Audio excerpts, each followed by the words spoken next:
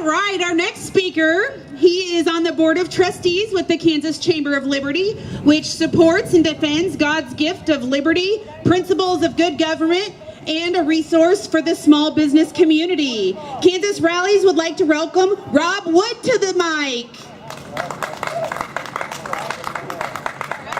All right. Is everybody a proud supporter of the Second Amendment here today? All right. Excellent, excellent. Well, I'm happy to be here. Like she said, I'm Robert Wood from the Kansas Chamber of Liberty. I've been fighting on the Second Amendment here in Kansas for many, many years. Today, I'm going to have a little different speech than what you'll normally hear on gun rights. These rallies are great. I'm glad people are coming out here and expressing their right to bear arms, but sometimes it doesn't produce the solutions we want. Today, I'm here to talk about 13 words. One vital Kansas law and how we must follow and enforce them all if we want our rights to not be infringed. 13 words are key to enforcing our Constitution, securing our free states, and defending our rights from a powerful central government bent on destroying them. A well-regulated militia being necessary to the security of a free state. Those are the 13 words that are the most important words in the Constitution. It is the enforcement clause. Your rights will be infringed if we do not follow those words. A well-regulated militia being necessary to the security of a free state. These are the most important words in the Constitution after we the people. It holds within it the people's constitutional law enforcement, their ability to repel invasion, suppress insurrection, and most importantly, execute the laws of the Union. And it doesn't mean anything, excuse me, it's the only thing the Constitution deems as necessary. Nothing else, they said, was necessary. Our founders thought those 13 words were critical for us to defend our rights. What is the militia? It's everyone. You are the militia. It's every able-bodied male in this state. Our state constitution says in Article 8 that the militia is composed of all able-bodied males between 21 and 45, except those exempted by law. Chapter 48 of the state statutes further declares this when it describes the militia as those able-bodied male citizens prescribed and contemplated in Article 8 of the Constitution of this state and are not in the Kansas Army and Air National Guard. So why is the militia so important to our state and our rights? The Second Amendment was put in place as a defense against tyranny of abusive central power. It can be put very simply based on those most important 13 words. It is impossible by constitutional definition to have a free state without a well-regulated militia. The absence of a well-regulated militia in any state indicates it's not actually or can never be free. It was very clear from our founders what they meant for us and how to defend ourselves. It's a civil union of people coming together to defend themselves.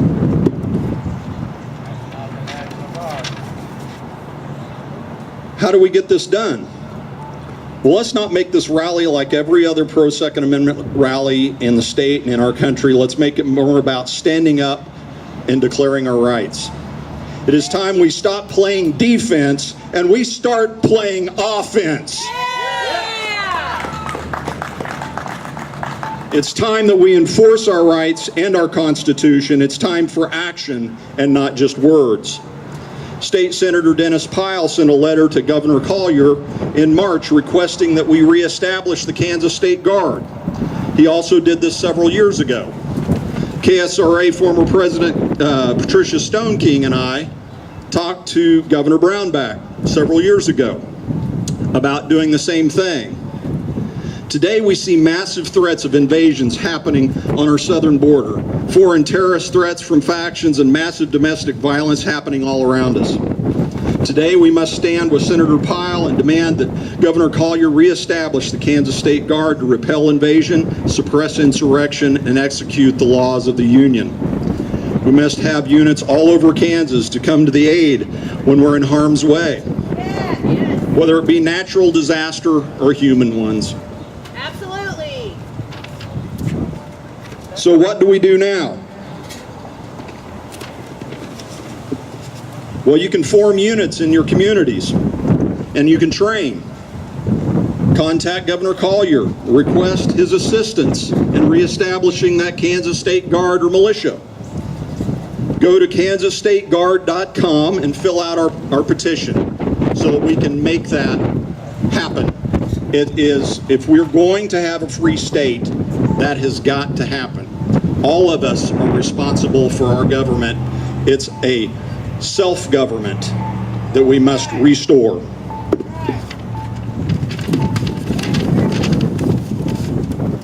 Today, Kansas is not a gun-free zone, which is awesome. Most places you can carry. You can open carry. You don't have to have a permit. But we're a militia-free zone, leaving ourselves unprepared for natural disasters and coordinated domestic and foreign threats. We are unprepared to defend ourselves against a central power that has shown itself to be lawless and abusive to the states and the people. It's time for the people to be responsible for their own self-government. It's time to stand against all threats to our liberty and the liberty of our neighbor. We must stop rallying and start mustering. That is going to be how we defend our rights, and we have to do that. The second thing I want to talk about today, it's been a year or two, just down the road here in the U.S. Courthouse, a couple of Kansas citizens were abused. We have a law called the Second Amendment Protection Act. They were following that law, and the feds came in and arrested them for following the law. And today they're felons stripped of their rights. Today I'm calling on Kansas law enforcement and courts and Trump and the federal agencies to support and defend the U.S. and Kansas constitutions. Amen. And Kansas law, the Second Amendment Protection Act. The Kansas State Legislature doubled down on support of the Second Amendment Protection Act this year, with passage and signing into law of the retroactive suppressor fix amended into HB 2145. I'm calling on the Kansas courts and law enforcement agencies to immediately follow the Kansas Second Amendment Protection Act to stop any attempts by the ATF or any other federal agency from enforcing unconstitutional National Firearms Act on made in Kansas firearms and accessories. I am also calling on Governor Collier and Kansas Attorney General Schmidt to support the Constitution and our Kansas law and to stand up and defend the rights of the citizens they serve. Yes. It's important that we support Kansas law.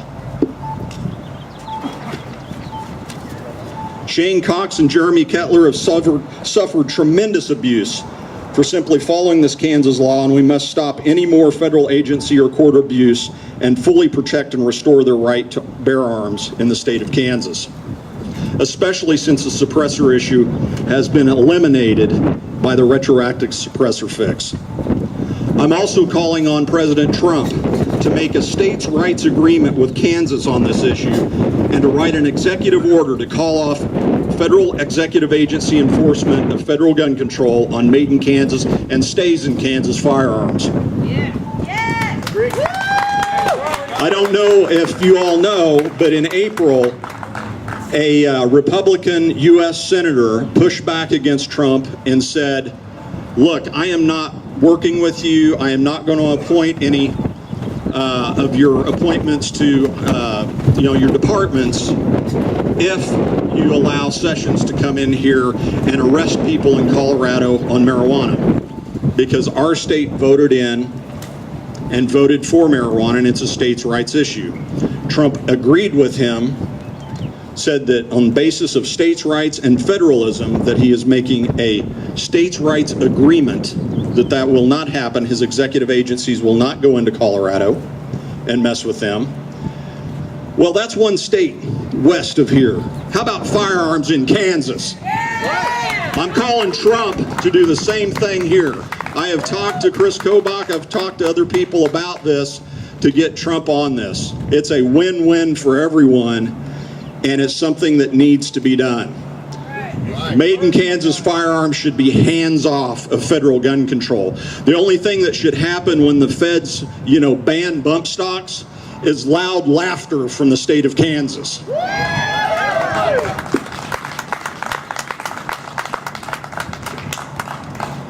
I'm calling on President Trump to fully pardon Shane Cox and Jeremy Kettler, as has been requested multiple sources over the last years, including the recent Kansas Republican Party resolution.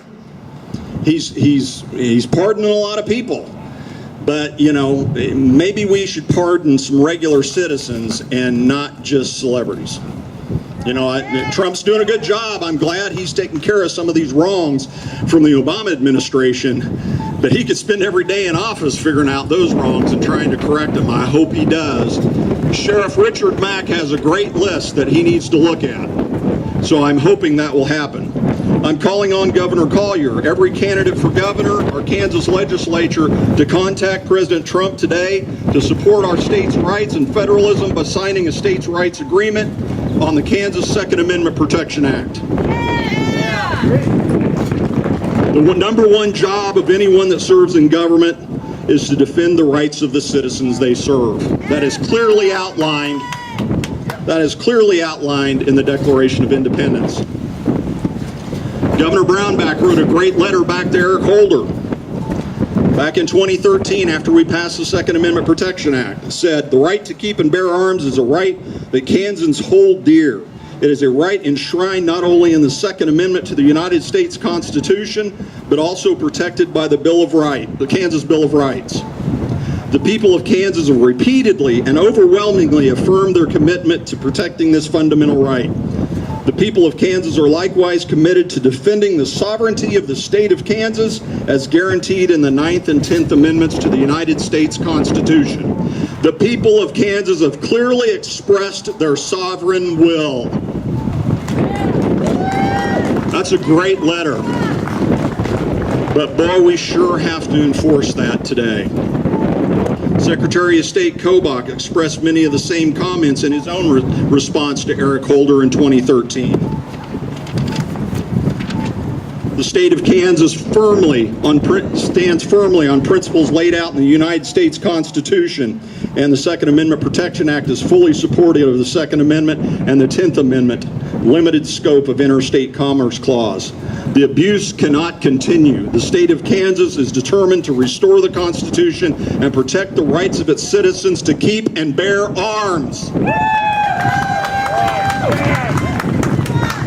It is time to stand up publicly today and defend the rights of the citizens of this state and to interpose between them and the federal government seeking to infringe upon the citizens' rights to bear arms with made in Kansas firearms and accessories under the Second Amendment Protection Act.